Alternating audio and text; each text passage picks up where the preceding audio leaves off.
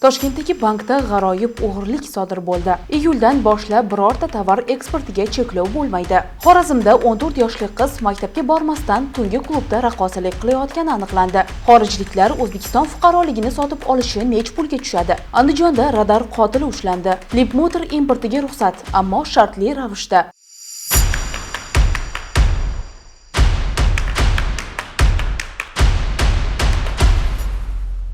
Xorazmda 14 yoshli qiz maktabga bormasdan tungi klubda raqqosalik qilayotgani e'tirozlarga sabab bo'ldi. Xorazmda tungi klublarda o'tkazilgan reydlar davomida ulardan birining rahbari bila turib voyaga yetmagan 7-sinf o'quvchisi bo'lgan qizni klubda raqqosalik qilishiga yo'l qo'yib bergan. Oqibatda klub rahbariga ma'muriy bayonnoma rasmiylashtirildi va tushuntirish ishlari olib borilgani aytildi. Qiz klubga qanday borib qoldi? U avval Urganch shahridagi 8-sonli maktabda 7-sinf o'quvchisi bo'lgan, ammo 2024-yil noyabrda ota-onasining arizasi asosida maktab ro'yxatidan chiqarilgan va Rossiyaga doimiy yashash uchun chiqib ketgan. Joriy yil fevral oyida esa qaytib kelgan, lekin u viloyatdagi biror ta'lim muassasasida qayd etilmagan. Qiz hozirda Xorazm viloyati Ichki ishlar boshqarmasiga qarashli bo'lgan voyaga yetmaganlarga ijtimoiy huquqiy yordam ko'rsatish markaziga joylashtirildi. Bu voqea orqali maktab, ota-onasi va mas'ullar o'z ishiga qanchalik e'tiborli ekanini namoyon qildi. Bolalar taqdiri ko'chada emas, davlat va jamiyat, jumladan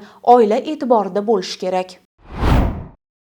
1-iyuldan boshlab birorta tovar eksportiga cheklov bo'lmaydi, ammo 86 ta tovar guruhiga kirgan xomashyo va ijtimoiy ahamiyati yuqori mahsulotlarga nisbatan eksport bojlari joriy qilinadi. Bu haqda prezident video selektor yig'ilishida ma'lum qildi. Salqin ichimliklar, maishiy texnika, farmatsevtika, alkogol va tamaki kabi tovarlarga markirovkalash tizimi joriy qilinsa-da, bunga amal qilmayotganlar hali hamon mavjud. Soliq va bojxona qo'mitalariga bu holatni to'g'rilash uchun choralar ko'rish topshirildi.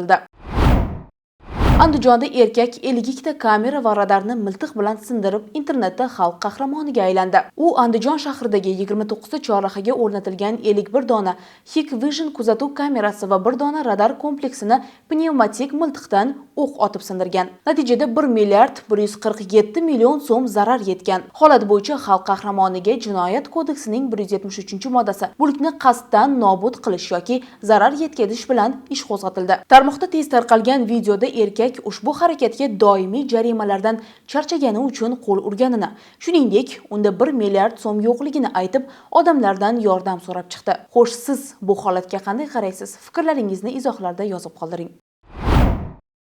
Toshkentdagi bankda g'aroyib o'g'irlik sodir bo'ldi. Voqea 18-aprel kuni Yunusobod tumanidagi bank xizmatlari markazida ro'y bergan. Tezkor guruh xodimlari voqea joyiga yetib borganda noma'lum fuqaro to'pponchaga o'xshash buyum bilan bank xodimidan pul talab qilayotganini ko'rgan. Erkak xodimlarni ko'rib, markaz oynasini sindirib qochib ketayotgan vaqtida qo'lga olingan. Tergov jarayonida uning qo'lidagi to'pponcha o'yinchoq ekanligi aniqlangan. Tergovga qadar tekshiruv ishlari davom etmoqda. Kutilganidek, bankda o'marmoqchi bo'lgan jinoyatchi o'zining yangi uslubi bilan mashhur bo'ldi. Jinoyatga urinishning o'yinchoq to'pponcha bilan amalga oshirilgani esa ushbu voqeaga bo'lgan e'tiborni yanada oshirib yubordi. Endi xorijliklar O'zbekiston fuqaroligini sotib olishi mumkin. Xo'sh, bu ularga qanchaga tushadi? O'zbekiston 1-iyundan boshlab oltin viza dasturini yo'lga qo'yadi. Endi xorijliklar va fuqaroligi bo'lmagan shaxslar ko'chmas mulk sotib olmasdan 5 yil muddatga O'zbekistonda yashash huquqini soddalashtirilgan tartibda olishi mumkin. Buning uchun ular $200 ming miqdorida to'lov qilishlari kerak. Agar ular bilan birga oila a'zolari, turmush o'rtog'i, farzandlari, ota-onasi ham yashashni istasa, har bir kishi uchun qo'shimcha $100 ming dan to'lash kerak.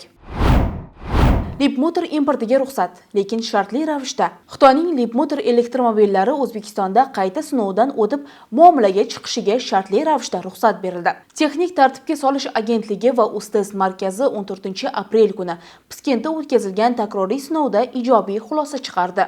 Lekin bundan buyon kompaniya avtomobillarni O'zbekistonda sotish uchun rasmiy vakil tayinlashi kerak. Ya'ni O'zbekiston hududida ushbu markazning rasmiy distribyutori bo'lishi shart. Norasmiy, ya'ni ruxsatsiz olib kirilgan avtomobillar kompaniya tomonidan tan olinmaydi va ular uchun rasmiy kafolat va xizmatlar taqdim etilmaydi. Shuningdek, har bir model uchun kerakli hujjatlar taqdim etilishi va ishlab chiqarish sharoitlari tekshirilishi talab qilinadi. Eslatib o'tamiz, 2023-yil 1-yanvardan boshlab rasmiy dilerlik shartlari shartlari bekor qilingan edi. Lekin 2024-yilning aprelida bu shartlar yana tiklandi. Avvalroq mart oyida C16 modeli elektromagnit shovqini yuqori bo'lganligi sababli rad etilgan edi. Endi esa boshqa model asosida yangi sinovlar o'tkazilib, ruxsat berildi.